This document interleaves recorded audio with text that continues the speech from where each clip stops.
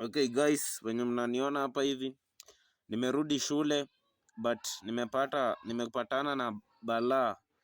Nimerudi nimepata wezi waliingia kwa nyumba yangu, walivunja kafuli, wakaingia, wakaiba TV, 42 inch TV, wakaiba gas, wakaiba home theater, wakaiba fridge, wakaiba blanketi, kitanda na vitu zingine zote, manguo, viatu zote.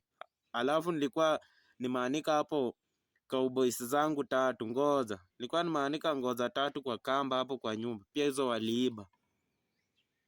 So guys, mwenye aliiba hizo vitu zote, na kuomba please nirudishe tu ngoza peke yake.